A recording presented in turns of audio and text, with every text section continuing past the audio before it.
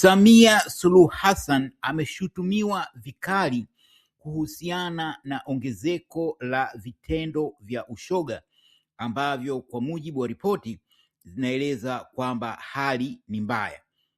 Sasa wadau kadhaa waliiomba Jasusi TV kufanya uchunguzi kuhusiana na hili ongezeko la vitendo vya ushoga, na hilo limetekelezwa, na makala hii inaleta ripoti fupi kuhusiana na huo uchunguzi mfupi uliofanyika. Sasa eneo moja ambalo linaweza kuthibitisha kwamba kuna ongezeko kubwa la vitendo vya ushoga ni kwenye mitandao ya kijamii, na sehemu hasa ambayo inaonyesha mambo waziwazi ni kwenye mtandao wa kijamii wa TikTok. Jasusi TV ilitembelea huko, na kwa hakika kuna mabalaa mengi sana huko, kwa sababu licha ya hayo mambo ya ushoga, lakini pia kuna mabinti ambao wanajirekodi wakiwa watupu na vitu kama hivyo. Sasa kwa hawa vijana wanaojihusisha na ushoga, kwa hakika wengi ni vijana wadogo kiumri, katika miaka 20 na kitu hivi. Na wanajirekodi katika kitu kinachoitwa live, yani wanapanda live, wanajirekodi mubashara. Wanaeleza vitu vingi, jinsi walivyoingia katika ushoga, wanaeleza kuhusu aina ya wateja wao, na hapo kuna pattern fulani. Pattern kwamba wengi wao wanasema kwamba wateja wao ni watu wenye ndoa, yani most of them ni watu ambao wana mahusiano stable.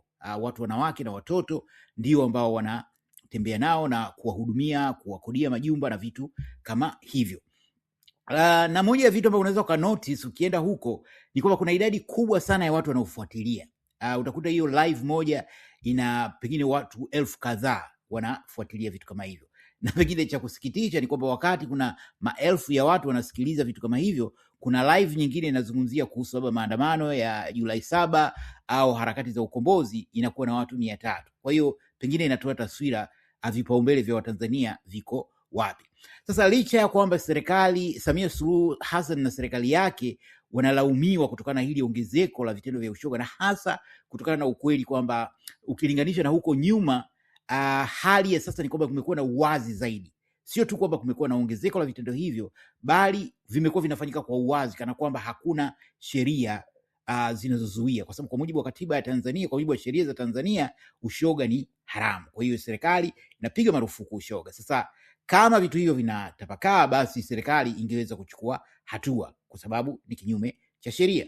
Lakini pamoja na hayo, ni muhimu kuzingatia vitu vikuu viwili. Cha kwanza ni ukweli kwamba ushoga ulikuwepo kabla hata ya ujio wa Samia Suluhu Hassan. Vitendo hivyo vilikuwepo, na makala hii itaeleza kwa kifupi kuhusu historia fupi ya huko nyuma. Lakini la pili ni teknolojia.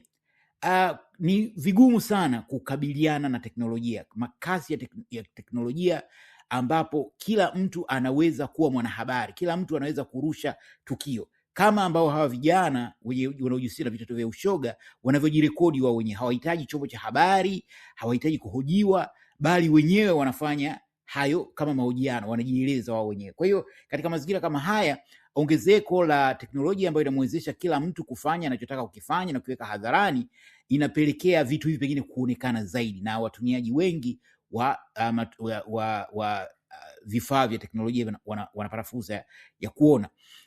Lakini kama nilivyosema awali kwamba vitendo hivi vimekuwepo kwa muda mrefu, ila tu kwa sasa vimeongezeka. Kwa uzoefu wangu jijini Dar, sehemu moja ambayo ilikuwa maarufu sana huko nyuma kwa uwepo wa mashoga ilikuwa ni baa moja maeneo ya Magomeni, inaitwa Kwa Macheni. Mmiliki wa baa hiyo alikuwa anaitwa Hussein Macheni, marehemu sasa hivi.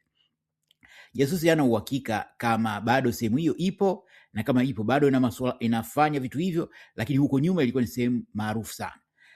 Na mashoga walikuwa na uhuru, yani ilikuwa ni rahisi kujua huyu ni shoga kutokana na wanavyojionyesha, wako huru.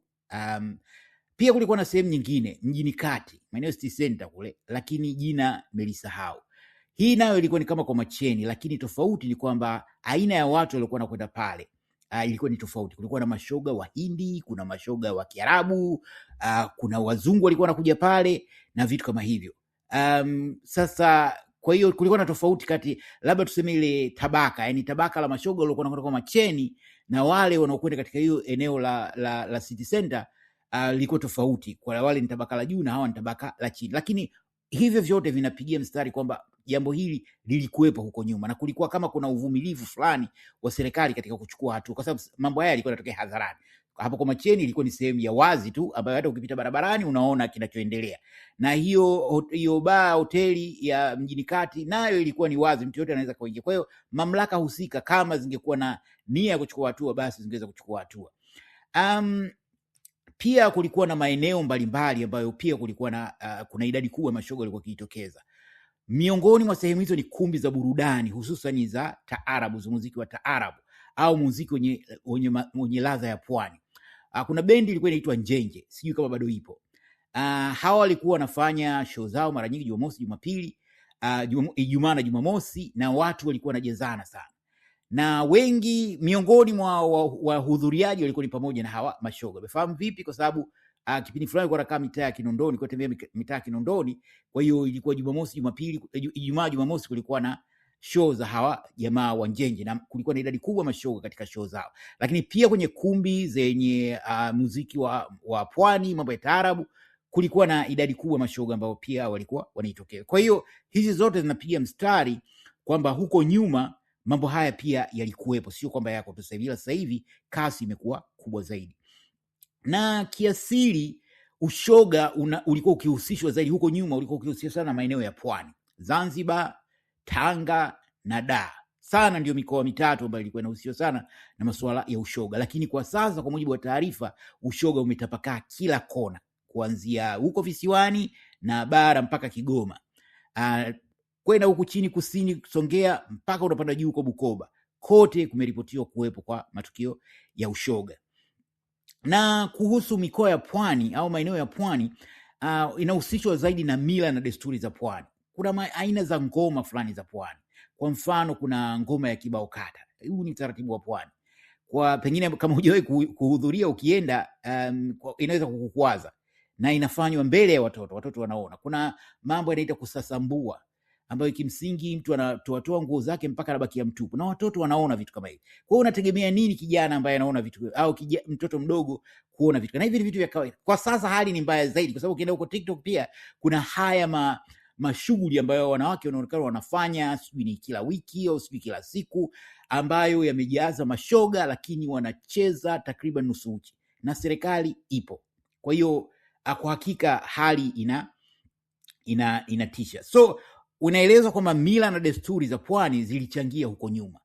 Hata hivyo ni kwamba maelezo mengi yanayotolewa upande wa serikali, kauli za serikali, kauli ya watu wa CCM ni kwamba ushoga unachangiwa zaidi na nchi za magharibi, kwamba mabeberu wanaleta ushoga. Lakini kweli, japo nchi za magharibi ushoga umehalalishwa katika nchi nyingi za magharibi, lakini katika mazingira haya sasa ni mambo ya ndani yetu zaidi, yani ndani ya nchi zaidi, kulikoni mchango wa kutoka huko nje. Na kwa taarifa, kwa mujibu wa takwimu zisizo rasmi, inadaiwa kwamba Tanzania iko juu sana miongoni mwa nchi za Afrika katika masuala ya ushoga, hasa kutokana na ukweli kwamba Tanzania ni nchi ambayo kisheria imepiga marufuku ushoga, lakini idadi ya mashoga sio tu ni kubwa, lakini inazidi kuongezeka. Sasa katika kufuatilia, kuna aina mbalimbali za watu jinsi walivyoingia kwenye ushoga au kuwa mashoga, na hii pia inaelezwa katika hizo live ambazo wao vijana wanasema. Maelezo yako tofauti, lakini maelezo ya msingi ni kwamba kuna waliozaliwa wakiwa wanajisikia kama wanawake, watoto wa kiume, lakini wana homoni za kike, wanajisikia kama wanawake, wanaanza kuvaa kama wanawake na vitu kama hivyo, mwisho wanaishia kuwa mashoga. Lakini hilo sio kama linakubalika, kwa sababu kuna watu wanapinga kwamba sio kweli, hawa ni tamaa na vitu kama hivyo. Lakini wengine ni watu ambao pengine walipitia jela. Mara nyingi, kwa mujibu wa maelezo, jela kuna matukio haya ya ubakaji na vitu kama hiyo. Kwa hiyo mtu akitoka jela, kuna uwezekano kama aliingiliwa, alibakwa, kuna uwezekano wakatoka huko wakawa nani. Lakini pia ikumbuke, siku hizi pia kuna hawa wasiojulikana wanabaka watu. Huwezi kujua mtu akitoka huko amebakwa, amelawitiwa, pengine akaishia kufanya vitu kama hivyo, japo hakujawa na uthibitisho kama hili linatokea. Kuna wale ambao walijifunza vitu hivyo katika shule za boarding, na kwa sasa inaelezwa kwamba maeneo ya hatari sana ni pamoja na shule za boarding. Kwa hiyo wazazi wenye watoto wa kiume boarding wanatakiwa kuwa makini na kufuatilia yanayoendelea huko. Pia kwenye madrasa hizi, kwa bahati mbaya, na hii sio kwa maana kwamba ni dini fulani, lakini kuna taarifa za mara kwa mara kuhusu mambo kama haya kutoka kwa watoto kuingiliwa na maustazi kwenye hizi madrasa. Lakini kuna wale ambao wanadhaniwa kwamba wameingia kwenye ushoga kutokana na tamaa zao, kwamba taka vitu fulani, tamaa na vitu kama hivyo, mwishowe nakuja kwe. Lakini jingine ambalo pia limeonekana kuwa ni kubwa ni swala la ushirikina, na hili la ushirikina limehusishwa pia na masuala ya Freemason, kwamba kuna masharti kutaka kuingia Freemason, mtu anaingiliwa kimwili, halafu baadaye ndio anakuwa amepata hizo pesa, sio na vitu gani, na matokeo yake yanaishia kuwa hivyo. Kwa hiyo haya ni maelezo. Sasa kwa kuhitimisha, vitu ambavyo vinatajwa kuhamasisha au kuchochea masuala ya ushoga kwa sasa ni pamoja na ushirikina, hili la mwisho ambalo nimelitaja, la mambo ya Freemason na vitu kama hivyo. Lakini kuna watu ambao wanakwenda kwa waganga, wanaambiwa umlawiti mtoto mdogo, sijui itakuwa vitu gani, matokeo yake yule mtoto anayelawitiwa anaishia kuwa shoga. Lakini kuna watu ambao wanaingiliwa kwa masharti kwamba ndio sijui biashara itakuwa vizuri. Lakini kwenye mambo ya siasa, kwa sababu kuna mambo mengi sana huko bungeni, licha ya hao watu kujifanya kuwa wanakemea na nini, lakini kuna baadhi ya waheshimiwa wanajulikana kama wanafanya vitu hivi na sio siri. Kwa hiyo kuna vitu kama hiyo. Kwa hiyo mambo ya ushirikina yanachangia, lakini pia kuna malezi duni kama alivyosema, mambo ya vibao kata, sio kusasambua. Kuna technology kwa maana huko kama TikTok na vitu kama hivyo. Pia kuna tamaa, lakini pia kuna mastaa wengi hasa wa kike ambao wamekuwa wakijihusisha sana na mashoga. Nadhani wengine mtakuwa mnafuatilia birthday ya star fulani, lazima wawepo mashoga. Kukiwa na matukio makubwa mashoga na kuwepo. Lakini serikali nayo ipo, utakuta kuna kiongozi wa serikali yuko pale, lakini hakuna hatua inayochukua. Lakini kubwa zaidi katika kuhitimisha ni unafiki wa Tanzania wenyewe, kwa sababu wengi wa hao kwenye mitandao ya kijamii, kama ukienda huko TikTok, waliojazana ni wale ambao wanakemea. Kila mtu anakemea ushoga, lakini ushoga unazidi kunawiri. Unaweza kujiuliza, sasa kama kila mtu anachukia ushoga, inakuwaje shoga mmoja ana followers 500,000, ana followers 40,000 na vitu kama hiyo? Kwa hiyo hii inaashiria kwamba wale ambao pengine wanakemea, kwa upande mwingine wanakuwa wanasupport hivi vitu kimya. Lakini mwisho ni serikali ya Samia Suluhu Hassan. Ni ukweli usiofichika kwamba japo ushoga ulikuwepo huko nyuma, lakini kwa sasa hali ni mbaya, na kama ambavyo serikali hii haikemei matukio kama ya utekaji, ubakaji, ulawiti, utesaji na mauaji, ndivyo ambalo swala la ushoga limekuwa liko juu. Kuna vijikauli vya hapa na pale, lakini kwa mujibu wa taarifa ambazo pengine haitakuwa mahala muafaka kuziongelea, baadhi ya watu ambao pengine walitakiwa kusimamia sheria na kanuni na taratibu, nao wanajihusisha huko serikalini. Mambo haya sio siri, lakini pia unafiki wa Tanzania unachangia, kwa sababu yapo yanayojulikana lakini hayaongelewi. Kwa hiyo inafika mahala kwamba swala hili limeanza kuzoeleka kuwa kama ni kitu cha kawaida. Je, una maoni gani kuhusiana na mada hii? Basi karibu tuwe maoni yako hapo chini kwenye comment, na asanteni na kwaherini.